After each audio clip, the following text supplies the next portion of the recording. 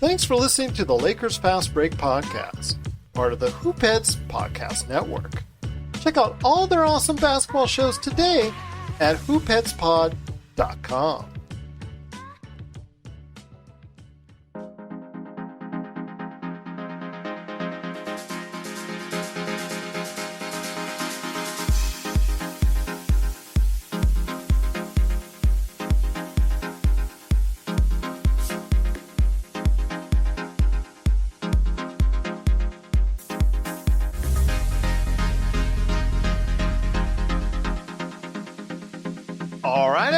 Another episode of the Lakers Fast Break podcast. It's Gerald Glassford coming right back at you here from Lakers Fast Break. Pop Culture Cosmos, Inside Sports Fantasy Football, and Game Source. We truly appreciate everyone out there listening to all of our shows. And if you can, please give us a 5-star review on Apple Podcasts. Plus, if you can like, share, subscribe, follow, or do anything that you can to support us right here at the Lakers Fast Break. Lakerholics.com. And, of course, our great friends at the Hoopheads Podcast Network, it is sincerely appreciated. Whew. Hear that sound? That's me biting my nails for the second game in a row because, once again, the Lakers pull out another nail biter, this time without LeBron. This time, who we thought was going to be here, but said in the morning on Twitter, sorry, I'm close, but not quite enough. No LeBron, no AD, no Dennis Schroder, no Caruso. Still, in the end, thanks to a Kyle Kuzma layup with just a few seconds left and a Wes Matthews steal and a THT free throw, the Lakers did manage to pull out a victory over the Houston Rockets, 124-122. And here today to talk about the game and the raising of the banners, who said it would be no problem today, no problem at all for the Lakers. And I told them they always have problems when they come, like all these teams. When they get their rings and they get their banners, they always are thinking about that and never think about the game. But thank goodness they snapped out of it in time. He was a good man indeed. You got to check out what he's doing today as the mastermind behind Lakerholics.com. It is LakerTom. And LakerTom, we talked about it just before we went on the air. They tied, let's just say for all intents and purposes, because the radio didn't say they tied, but I think you said you got word on TV that they tied it. A Lakers record, 84 points inside the paint. They ESPN were having showing 86. 86? Okay, with that Kyle Kuzma. It would break the old record of 84 that was set against Houston a long time ago. So 86 points in the paint with that Kyle Kuzma layup with just a few seconds left. Just an incredible pathway. I understand that there's no inside presence right now for Houston because they're basically playing G Leaguers at this point in time. But I want to hear your thoughts when you see this kind of performance without all the players that I listed. And like I said, over the, kind of smoke screen that happens and kind of, you're out of it because you're in that lullabaloo land because you've just either gotten the rings or you got, in this case, the banner goes up and you're celebratory mode and all that. The Lakers did snap out of it, led a great portion of the game, and ultimately pulled it out on top. Yeah, it's one of those traditional games where basically they may be playing a bunch of G Leaguers and D'Antoni may be long gone. They don't have that same general manager. He's not there anymore. Daryl Morey. But, man, they're still playing the same game, firing threes. And they made 11 more threes than the Lakers, 33 points. That's why the game was close. Yeah. They also got to the line. They were aggressive in that sense, and they made 5 more free throws than we did. So you add that up, that's 38 points they won, but they lost the paint situation by 36 points. And that's kind of ironic because when you add those together, it shows a very close game. It's exactly what happened. One team scoring right next to the basket and the other firing away from three. I liked the game in a lot of ways simply because there were 7 players who came through and played well. And you have to remember, you call these guys G Leaguers, but man, they had a couple of players who played extremely well. And Kenya Martin. I remember once, Gerald, you recommending that we go after Kelly Olynyk. I wouldn't mind signing the guy this summer.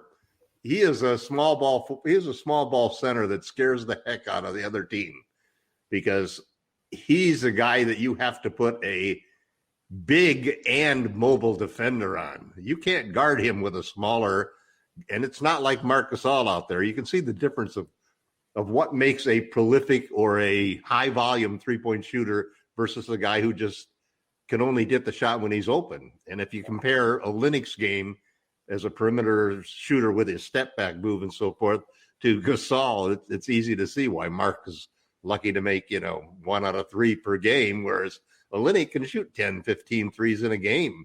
And he's sort of redefining him. So he's used this opportunity after getting traded in the Oladipo deal to redefine what he is as a player.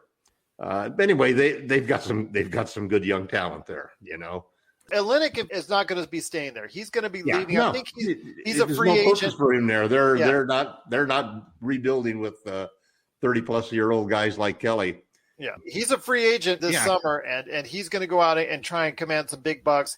I think that he does a lot of things that, like you said, the Lakers could really utilize. I don't know if the Lakers will be able to afford him, and I think that's part of the problem. I also don't think defensively, even though he's got a good size, if you looked at it on paper, 7 feet, 230, 240 in that range, good size for a center, decent mobility. You think he'd be better on the defensive end, but unfortunately he's not, and that's, I think, his undoing, unless he's trying to rip out the arms of Kevin Love, but we won't go there. I will say that he is someone that, with his shot-making ability, especially from the outside, is someone that's going to be very desirable this summer. Yeah, I think so too. The thing about it that I keep constantly pushing for is just the ability to have 5 out sets and to play with, the guys who can shoot the ball from distance.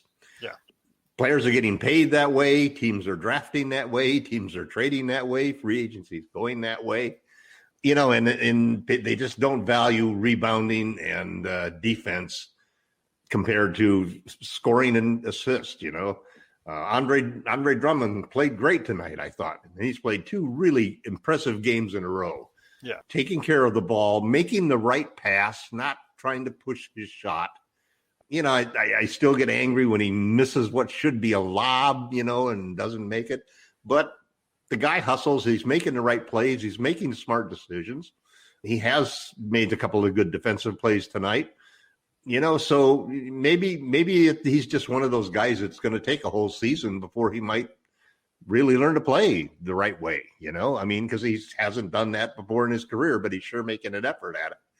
And you look at his double-double. He had a double-double, but his double-double doesn't stand up to Horton Tucker's double-double, because his is points and assists, and Andre's is, unfortunately, points and rebounds, Yeah.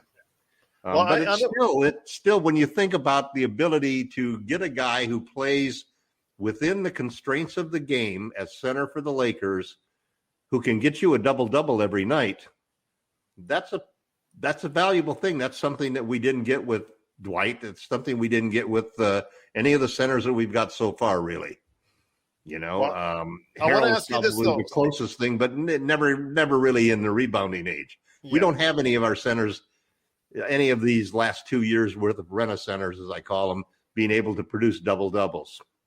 It's interesting to see what happens with respect to Drummond. I'm hoping that I have been overly critical of the man, of his game, and that he's starting to show a little more understanding of when and where to make plays and so forth. And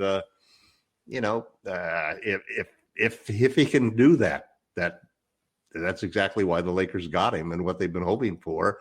So I'm more than happy if it's just basically just taking him longer to get there than the fact that he wasn't going to get there at all. So it's very encouraging signs from Drummond. Kuzma coming through with that clutch drive at the end of the game. I thought that showed a lot of moxie. I thought that there was some excellent play from other guys. Morris, I thought, really started to see some life on his shot, hit 2 for 4 from deep. And he's a guy who also, too, which he didn't do last year, we're starting to see him take a smaller player and take him into the paint and shoot over him. He's made a lot of those 10 to 12-foot little jumpers. And, whenever he gets an advantage, you can see him using his size to work down for that shot. A lot of good things to like. Our defense, That's Not tonight. Not tonight is exactly right. But this is a live and die by the three league. And if you hit a team that's going to be hot with three, then they're going to make a lot of them. And they have some talent, man. This is still the NBA. These guys still, you put any one of these in a gym anywhere around us, and you all of a sudden have a superstar that nobody can keep up with. Yeah. These guys are really, really good. And the G League guys are really, really good. That's where Caruso came from. That's where lots of more players are coming from the G League. It'll be interesting to see how the guys that avoided college, and played in the G League, how they end up mapping up against the guys who took the one and done route, through college. But big win for the Lakers tonight. I wasn't really worried at the end of the game because I tell you, these teams are fighting like heck to stay in the fifth. I can't believe Portland. Portland is playing over their head. And the Jazz are like getting beaten every night. The Suns are getting beaten every night. I thought for sure Portland had no chance after I was looking at their schedule. They've got the Nuggets and I think they've got the Nuggets and the Suns Suns and Nuggets in the next two games. And all their magic number is 1. Yeah, they have to lose both of those games, and we have to win both of our games for us to become the number 6 seed, which is not going to happen, which is why I wasn't really worried when we blew that 9-point lead. Although I was pissed at it. I was screaming at the television and so forth. This is Raphael from NBADraftJunkies.com, and you are listening to the Lakers Fast Break.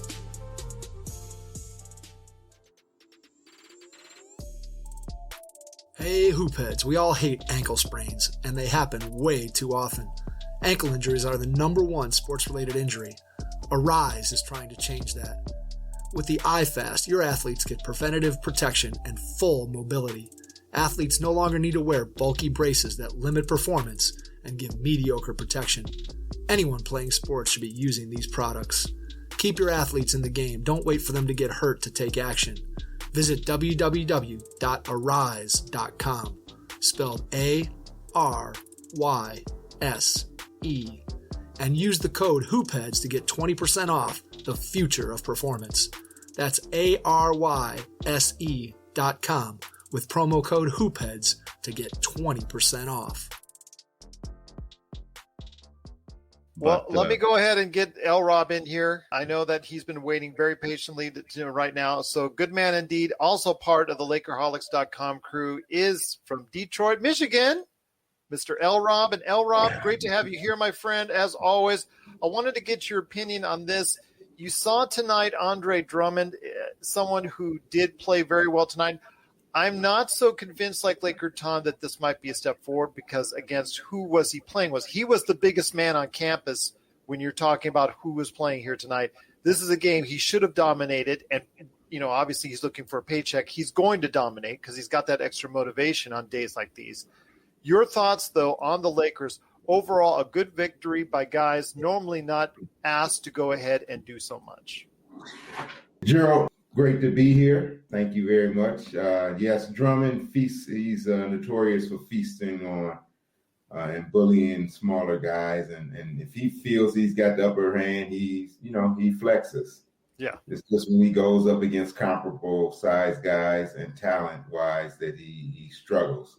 Yeah. And sometimes he tries to do too much in those situations. But when he can, comfortably do his moves against guys, he usually produces pretty good. If he would play decent minutes, he probably would have had a 30-15 game easily today. Yeah. But Vogel wanted to close it out with the other guys, and that was good. Kudos to Wes Matthews making a big defensive play to save the game. Yes. It's just something about when you got a vet like Matthews, and I mean, even Danny Green last year, guys who are always in the right place on defense, that always makes the right plays. You need guys like that if you're trying to win the championship. So it's good to see him, come to life in the last couple of weeks and make big plays the last couple of games. Kuzma was good. It's just, defensive optional games. I'm not really big on those games. And I know you guys talk about Olynyk and all that he does, can do on the offensive end, but he's going to give up he's going to give it up on the other end too. So, that's what I was saying. Yeah, I mean, he can be a weapon that you can bring in certain situations, but I don't want him playing big minutes. Well, he wouldn't be. He would be a third center on the Lakers. Oh well. When another team goes small against you, he's their counter. That's the counter you give to it. I want to go ahead. Let me interject here 1 second. I want to give it back to LRob after that. I think he would be the number one center right now with all the centers that we have outside of course, AD. I'm not putting AD in this conversation. I would put him ahead of Drummond. I would put him ahead of Gasol. I would put him ahead of Harold, just because of how well he can score and how much he can score from the outside. I think he's a lot more capable. Plus, he's a decent passer. Well, you're definitely talking about a total trade of offense for defense. Yeah. Because Kelly Olynyk is not going to block shots and draw foul. He's not even going to draw charges. Give me the physical presence. Give me a guy who's going to play defense. I'd much rather have Miles Turner, who can do both. Yeah. Well, that's obviously yes. But for one of the main ideas of Gasol was a guy who could basically shoot from outside so he can stretch defenses. And, just like I was talking earlier, it's the ability to shoot that ball quick like Kelly does, or off of step backs and so forth that make him able to be a high volume shooter, whereas you can't turn Gasol into a high volume 3-point shooter, unless you're really running a whole bunch of plays to get him open shots, But let's say he's playing alongside AD. Yeah. No, that's listen, exactly I'm always sold on a stretch five. I mean, if you cannot get the trade done for a Miles Turner, I'm just saying, that's obviously would be the most paramount because of his defensive and offensive capabilities. I would say somebody like an Olynyk or somebody to stretch the floor. Yeah, you get somebody like him, and then you get somebody like Cauley Stein so that you can play the defensive game, somebody who can, not be chased off the floor just because of defense. Yeah. What chases people off of the floor is not being able to cover the 3-point shooter. That's what causes traditional centers to lose. Guys, you are forgetting one simple thing. Your future franchise player has told you, I do not want to play center. Yet you guys want him to play center. He don't want to do it. Yep. Yeah. Unless it's the playoffs. Right. He's already fragile. He's already said he's fine with doing it in the playoffs, and he played 40 to 50% of it last year. Guys, and I'm happy with that. I also want to get like Miles Turner so that he can play the 4 all year long. You can play every game at the 4. I would love to have Miles Turner. I don't think anybody. If I can't get Miles Turner, then give me Kelly Olynyk and Willie Cauley Stein. Kelly is my situational guy, but I don't want him starting like Gerald is talking about. He'd be starting. Well, I'm just saying. He'd start. What he's saying is he'd start him over. If he was what here we have now, if he was the name on the team, I would start him now because you don't have other options. If Miles Turner is valuable in Gasol or Drummond just because of his offense would be fabulous with the Lakers. Yeah, I'm just saying if you had the choice, obviously and we have pick Miles Anthony Turner, Davis head and shoulders. But I'm saying if you of these 3 centers that you have now, and Andre Drummond, who has limitations, Marcus Gasol, who has limitations, Montrezl Harrell, who has limitations, and if you put Kelly Olynyk and you had those guys as the other choices, that's my choice would be starting center for as far as it's concerned. Yeah, I'm not comparing him to Miles Turner. Him over Miles Turner or Cat or Porzingis or because I would even take even how bad Porzingis is on defense. I would take Porzingis over as far as just because of the type of scoring mentality he has. But LRob, you wanted to go ahead and interject. Go ahead, my friend. So you're playing Portland. You want Kelly Olynyk as your starting center to be banging with Portland? Yeah. You're asking a question. Yes, I'm asking a question. You want him to be banging. Last year in the playoffs, they played Portland, right? You want Kelly to be banging with Nurkic. That's what you want. Well, Nurkic wasn't that much of a factor last. I wouldn't want him as our starting center. Gerald wouldn't either. I think Gerald is just saying that of the existing people we have now, who would be best. Yeah, but he couldn't be. He wouldn't be our starting center. He would be like a 6th man that you bring in, Because he's done that before with Miami, and he's done that before with other teams. I have no problems with him coming off the bench and being in a situation. I'm a big believer in spending money on the center position because I think that's a mistake that teams don't respect how important the center is to everything. I know it's a guards game, and they say it's a guards game, but it's really a wings game. But the centers really matter still. This playoff will be interesting. We'll see if all this space and pace and all of this stuff. Last year, the biggest team, the strongest team, the most physical team won. They also played a lot with Anthony Davis at the 5. That was the killer. That's the beauty of it. You already got Anthony Davis to serve that role. We don't need Kelly Olynyk to do it as well. Here's the scary thing is that last year he played 25% of the regular season. Anthony Davis played 25% of the regular season at the 5. This year, they've got him down to like 8%. Yeah. And now last year in the playoffs, he jumped up to 40%. I think, and we saw a coach who would not bench Miami.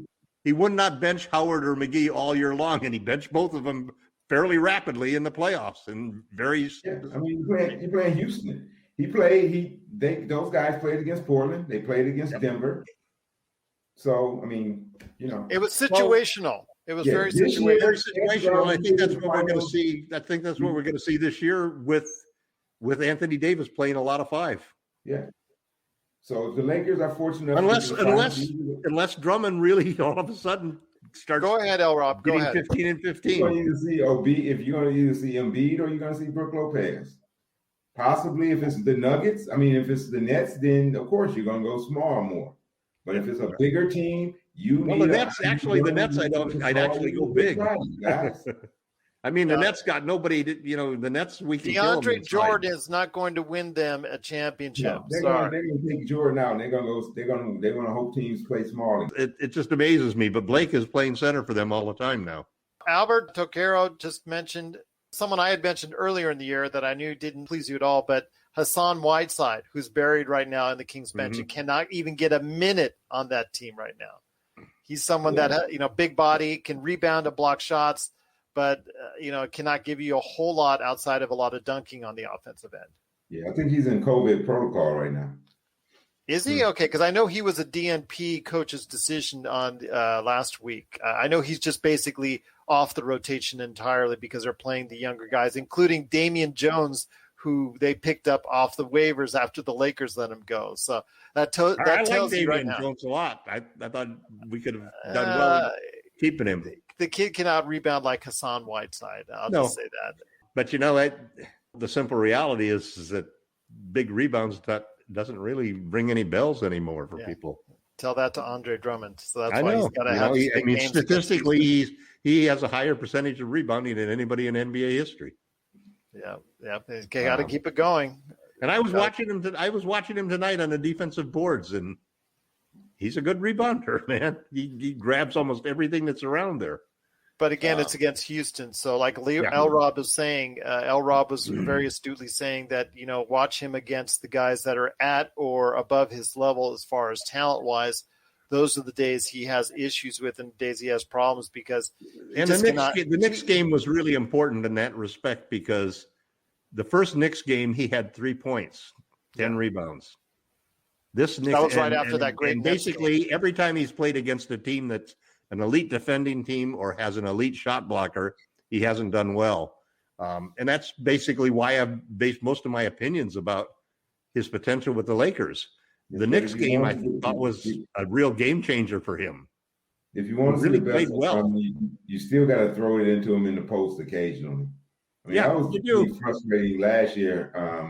Dwight Howard would have great position, and they wouldn't even throw him the ball. Yeah, I know. It's like, come on, guys.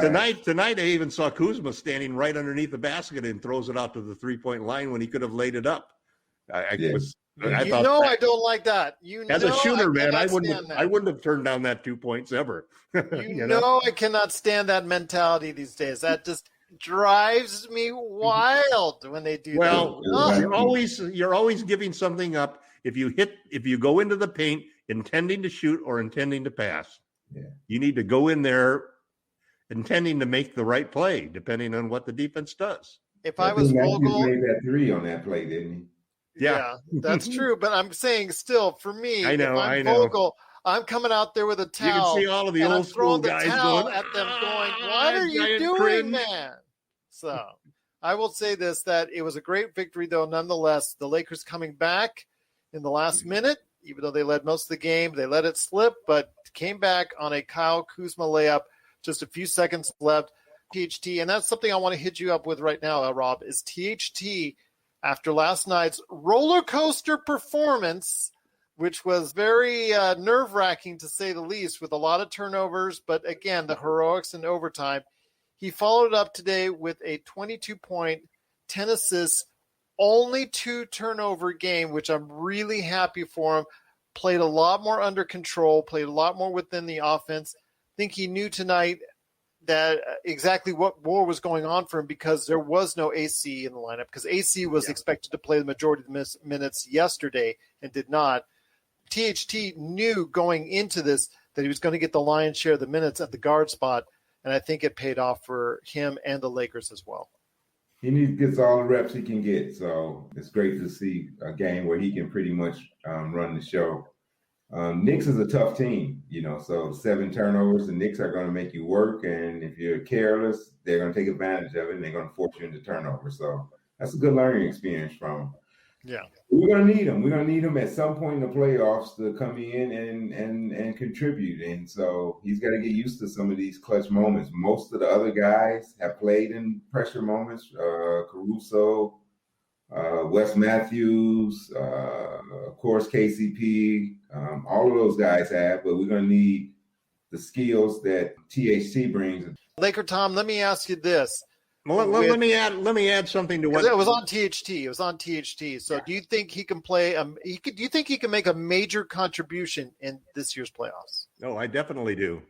And it's all based upon one of the things that Pelinka has done a great job of is he hasn't, I would have preferred if he gotten a lot more shooters, but he's gotten a very balanced roster so that you have all of these different weapons that Vogel can pull in. And there are going to be matchups where they can't handle a guy like the way that Talon can attack the rim.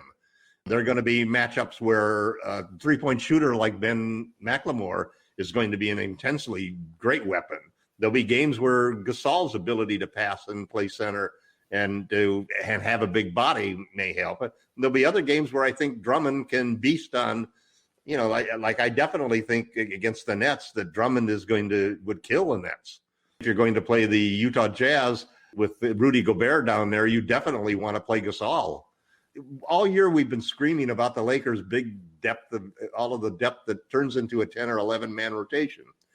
I'm starting to come around with a feeling that may not be a detriment. It may be an advantage as we go into the playoffs because we can tailor the lineup that plays again each series. And we saw Frank do this last year. We can tailor it into an 8 or 9 man rotation that is going to be very specialized for the opponent and perfect for the matchup game. And I think what we're seeing in the last few games, the last 3 games specifically, are role players becoming stars of the game, even just for one game or even just for one quarter or one moment in the game. In the case like Wes Matthews, he's twice had great plays that were game determining plays. Same thing with Talen Horton-Tucker. Same thing with Kyle Kuzma.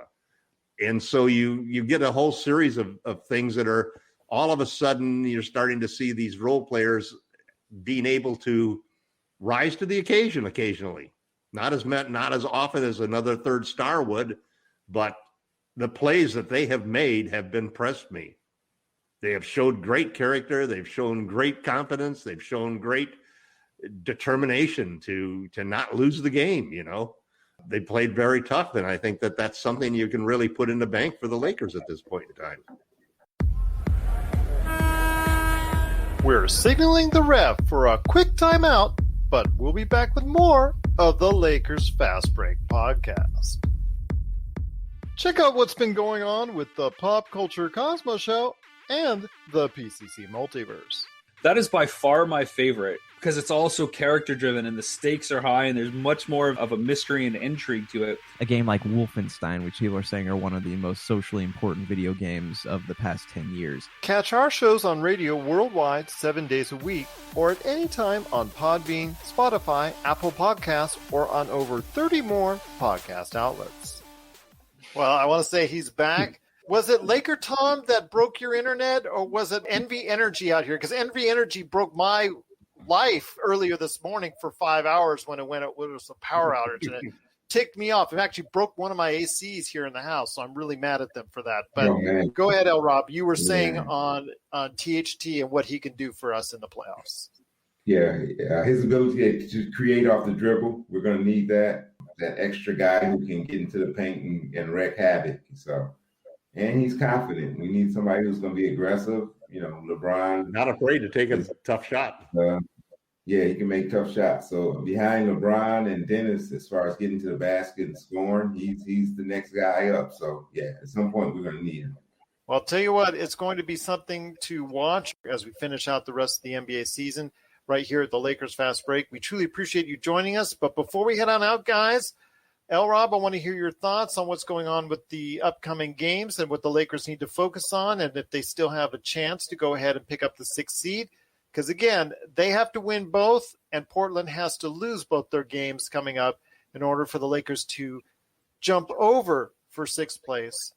LakerTom, before we head on out, I want you to go ahead and explain to everyone why they need to check out what you're doing at LakerHolics.com. I think the thing that I'm really focusing on, and I'm trying to figure out how to promote this on the blog, is the confidence building that's happening with the role players on this team right at this moment. Okay. Because when you go into the playoffs, and even just the game of basketball itself is such a game that is so dependent upon the players being confident. Confident you can stop that guy when he drives, confident you can make that shot, confident you can get that rebound, confident you can complete that pass. And as you get closer to the end of the season, as you get ready and you actually get into the playoffs, the pressure ratchets up so much that it affects the players' abilities to compete at that level and to make those plays happen.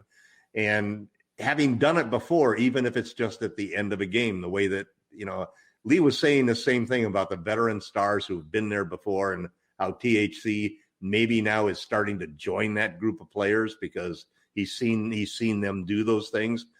The Wes Matthews, the Danny Greens, the players who've been around and have proven they've won championships, you know. And last year we had like 6 or 7 guys who actually had championship rings. So it wasn't like you were talking about a team with just LeBron James and nothing else. But aside from LeBron and AD, we've never really felt confident we could win games without them. And when we didn't have Schroder earlier in the year, we lost 3 straight, and it was total panic time. We've hung on pretty doggone tough without LeBron, and we've learned how to win. And now I think what we're seeing is we're seeing our role players suddenly learning how to make big plays, learning how to win games themselves, to be that contributor, to rise to the occasion, to even when that spotlight is brighter and harsher than it's ever been, to come through. I'm really proud of the way the team has responded. Every single player on the team, this was a big team win. The last 3 games have been excellent confidence building games. And I'm sure LeBron and AD were proud of the team too, watching them on the sidelines and raising the banner. And yeah, there was that hiccup of giving up the 9-point run there, but we came back and we won the game with great offense and great defense in the last 2 plays of the game. Can't ask for more than that. Can't ask for more than that, indeed. But before we get on out, LRob, the winner of the first annual, I'm going to call it right now, my friend, the first annual ESPN Fantasy Basketball League for the Lakers Fast Break, the champion, and the guy, again, who wasn't even there for the draft, and basically ESPN selected for him, and he still wins. Just to show you how smart of a game master he is. My friend, before we head on out, I give you the floor on what you're looking forward for the Lakers to complete and accomplish. We're hoping that LeBron, who said on Twitter today that he's close, he's very close to returning. I'm hoping that he's going to be close enough to show up on Friday for that game. Saturday. Yeah, Saturday. Well, thank you. It's a few more days left in the fantasy, so I'm not going to You quite got this in the bag, my friend. You got it. It's all yours. But, I think my first move was drafting RJ Beard. I seen he was on the free agency wire. Beard, and let me see. I needed blocks. I picked up Boucher over from Kuzma. I picked him up in several leagues. Excellent move. And and Halliburton was a pick up too. Halliburton, I've seen really his promise early, so he helped me out a lot as well. So what I'm looking for is continuation of. I'd like to see Drummond see if he can go for 3 straight good games. I'd like to see Kuzma 3 straight good games. Yeah, that's right. So just some continuity with those guys continuing to deliver. Phoenix probably do not want to see the Lakers, so I expect them to give Portland a loss. And then it'll come down to the last game of the regular season. Portland got Denver at home. So Nuggets. Depending on what Denver and the Clippers situation is, how much Denver will really need that game. So actually, I'm just kind of watching how some of these other races go. You got a bottleneck there with I think New York, Atlanta, and somebody else over in the East. No, not Charlotte. It's Miami. Maybe it's Miami. So that's going to be interesting because whoever's, you want to definitely be in that 4th and 5th spot so you don't have to play. Well, also the Warriors and the Grizzlies on the last day. Yeah, that's going to be good. Who's number 8, which is going to be most likely, the Lakers play-in tournament. I really am starting not wanting to play the Warriors in the play-in game. Yeah, well, especially if Wiggins played like he played the other night. He was out of line the other night. So you can't count on Steph going for 1 for 11 again. No, but I'm really. We got enough. If Dennis is back and KCP, we should.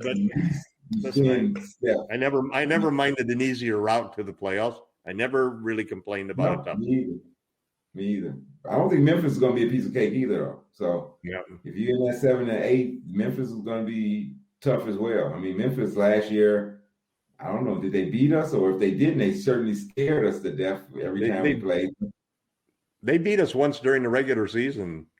Yeah, and I know another game, Ja kind of had his way, and I think, we took over like the last 3 minutes of the game, but they had pretty much. Yeah, he was unstoppable that game. He got in. He would get into the air and would just move the ball around, and it was just masterful. Yeah, when you get in the playoffs or even a play-in, everybody's got talent. Everybody's got somebody who can beat you if they go off. So, Yep.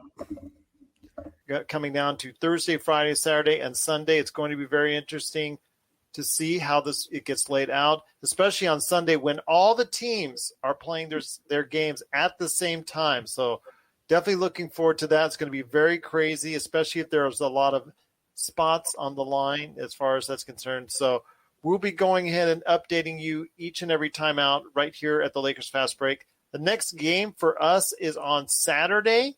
So please be around for that. We hope you are. Looking forward to going ahead and being part of that matchup. So again, we will be here on Saturday. If you have any questions for us, at LakerTom on Twitter, at Lakers Fast Break on Twitter, and of course, LakersFastBreak@yahoo.com.